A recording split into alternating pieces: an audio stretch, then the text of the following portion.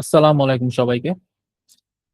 তো এই ভিডিওটা হচ্ছে আমাদের এজেন্সিতে অর্থাৎ হাসান সিস্টেমসে যারা লিড জেনারেশনের কাজগুলো করবেন সেই কাজটা কিভাবে করলে প্রপার ওয়েতে করা হবে এবং প্রপারলি লিড জেনারেশনটা আপনারা করতে পারবেন সেটার একটা শর্টকাট ওভারভিউ। অর্থাৎ এই ভিডিওটা খুব বেশি বড় হবে না, 8 থেকে 10 মিনিটের মতো হবে, কিন্তু এইখানে আমরা খুব গুরুত্বপূর্ণ জিনিস খুব অল্প সময়ের ভিতরে শেখার চেষ্টা করব। আচ্ছা, প্রথমেই বলিনি হাসান সিস্টেমস কি। হাসান সিস্টেমস আমাদের এজেন্সি। আমরা গুগল অ্যাডস, ফেসবুক অ্যাডস অর্থাৎ মেটা অ্যাডস, ওয়েব অ্যানালিটিক্স এবং conversion rate optimization service provide করি। এবং আমাদের গো হাই লেভেল সার্টিফাইড অ্যাডমিনরা আমাদের এজেন্সিতে কাজ করছেন এবং আমি নিজেও একজন go high level certified admin.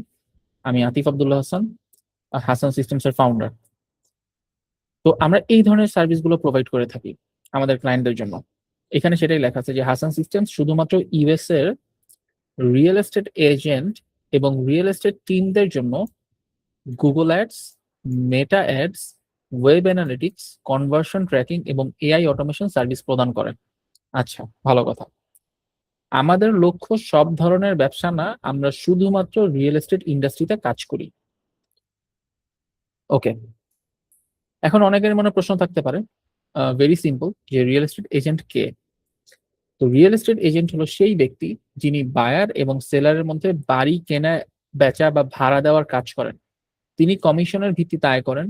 যত বেশি ক্লায়েন্ট তত বেশি ইনকাম, তাই লিড জেনারেশন তাদের ব্যবসার সবচেয়ে গুরুত্বপূর্ণ অংশ।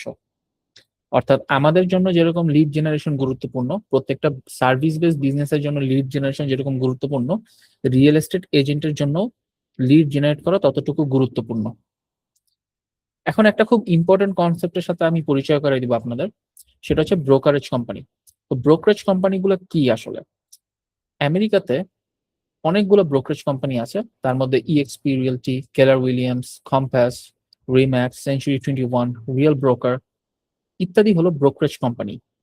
ব্রোকারেজ কোম্পানি এজেন্টদের একটা প্ল্যাটফর্ম তৈরি করে দেয় এবং তারা এজেন্টদের লাইসেন্স সাপোর্ট, তারপর এমএলএস অ্যাক্সেস, এটা হচ্ছে multiple listing services, legal support, training এবং ব্র্যান্ড নেম প্রদান করে।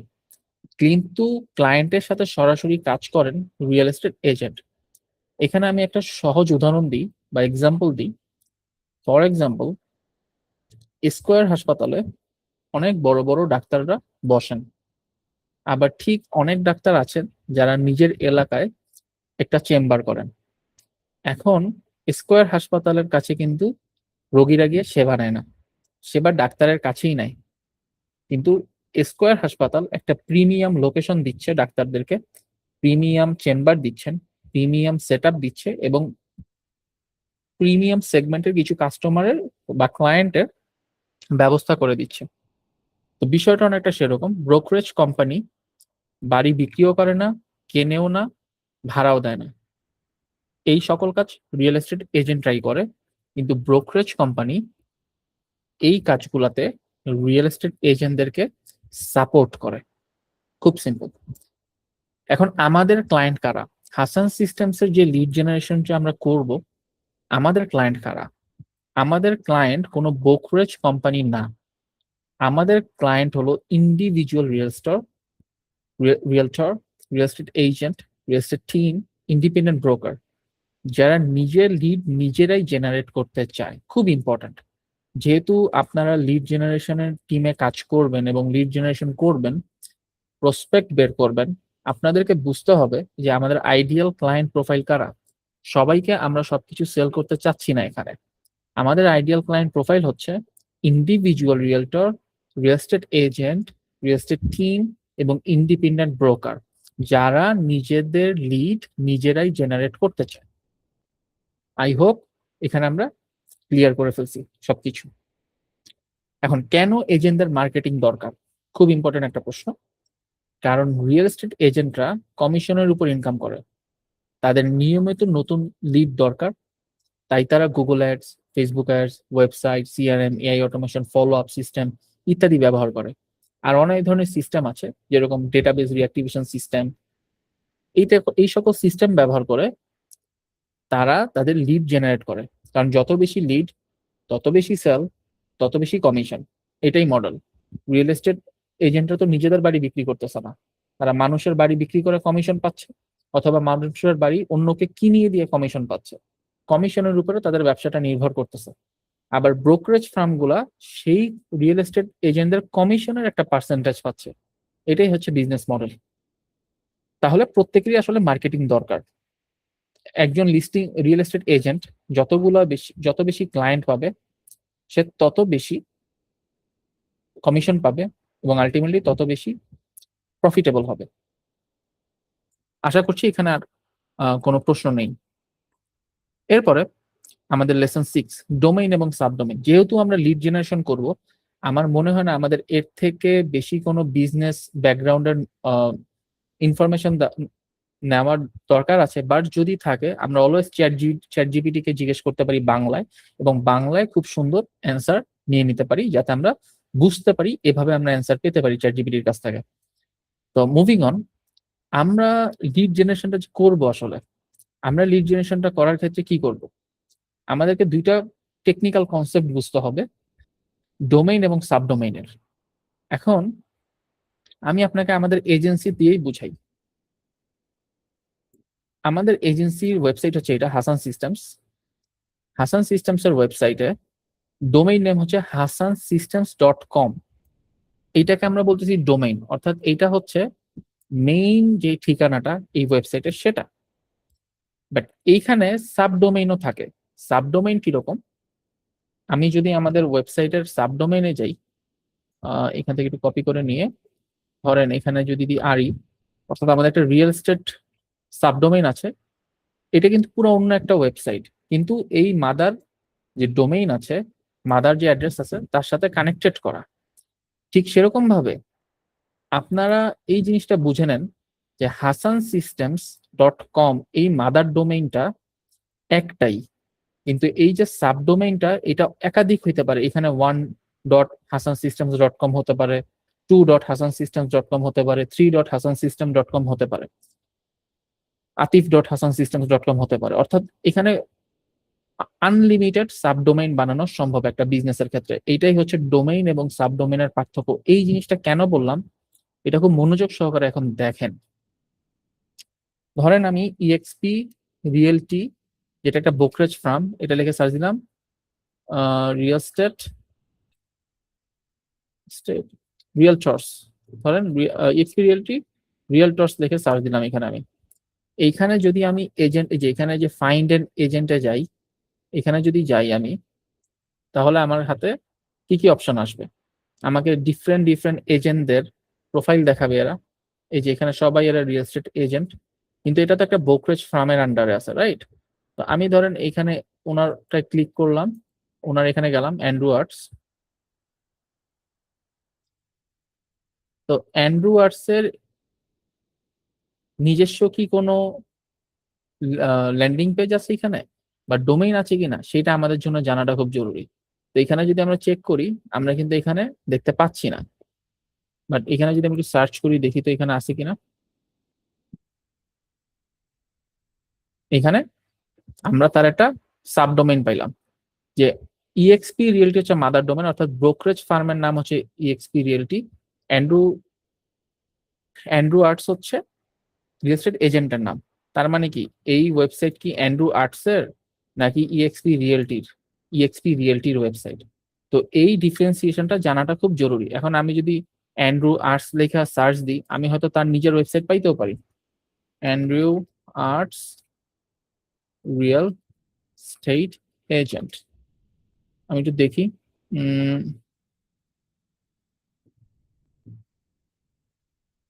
উনি তো সম্ভবত ক্যানাডার ছিল, ক্যানাডা দেখি, Canada.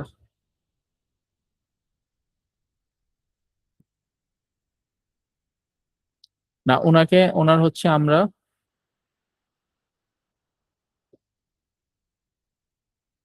AB real estate agent. আমি ওনার একটু আপনাদেরকে দেখানোর জন্য ওনার প্রোফাইলটা একটু বের করার চেষ্টা করতেছি। এই যে এবি রিয়েল এস্টেট এজেন্ট পাইলাম আমরা, কানাডা। কানাডা।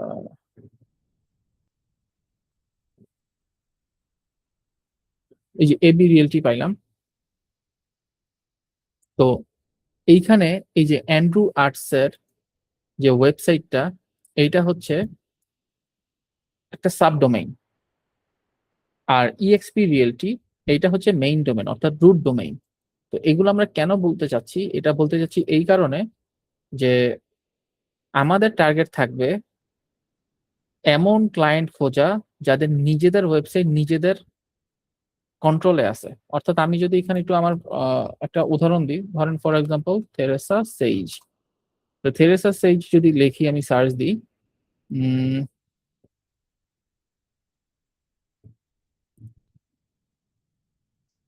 sage.com। এখন এইটা একটা রিয়েল এস্টেট এজেন্টের ওয়েবসাইট। এখন এই যে উনি যে একজন রিয়েল এস্টেট এজেন্ট, ওনার এটা নিজের ডোমেইন না, theresasage.com। তো আমাদের টার্গেট থাকবে এমন ক্লায়েন্ট খোঁজা যারা নিজেদের ওয়েবসাইটের জন্য অ্যাড রান করতে চায়।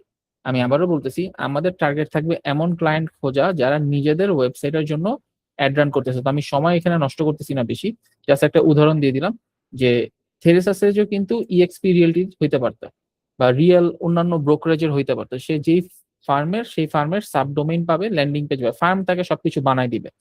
কিন্তু প্রবলেম হচ্ছে আমাদের ক্লায়েন্ট হচ্ছে এইটা দরকার যে ডোমেনের সাবডোমেনের, আমরা একটু পড়ে নিই এটা, যে এই ওয়েবসাইট সম্পূর্ণ এজেন্টের হাতে থাকে। অর্থাৎ থেরেসাসের যে ওয়েবসাইটটা আছে, এটা এই থেরেসাসের যে নিজের হাতেই আছে। এখানে মেটাপিক্সেল, জিটিএম, জিএফ4, ল্যান্ডিং পেজ, কনভার্সন ট্র্যাকিং সবকিছু ইনস্টল করা যাবে। বাট আমি যদি জন স্মিথ বা theresases.exprealty.com এর কোনো ক্লায়েন্টের ওয়েবসাইট পাই বা এই ওয়েবসাইটে অ্যাড রান করতে দেখি, এটা একটা ব্রোকারেজের ওয়েবসাইটের অংশ। এখানে এজেন্টের কন্ট্রোল সীমিত হতে পারে, সবসময় কাস্টম ট্র্যাকিং বা পিক্সেল ইনস্টল করা সম্ভব নাও হতে পারে। তো এই বিষয়টাতে আমরা একটু খেয়াল রাখবো লিড জেনারেশনের সময়। কেন এগুলো আমরা চেক করি? আমরা এমন বিজনেস খুঁজি যার ইতিমধ্যে মার্কেটিং এ টাকা খরচ করছে, যাদের অলরেডি পেইড অ্যাডস রান হচ্ছে এখন। তো যদি দেখি যে গুগল এডস চলছে কিন্তু মেটা পিক্সেল নেই, জিটিএম নেই, প্রপার ট্র্যাকিং নেই, তাহলে বুঝবো যে এখানে উন্নতির সুযোগ আছে বা ক্লায়েন্টকে বেটার সার্ভিস দেওয়ার সুযোগ আছে।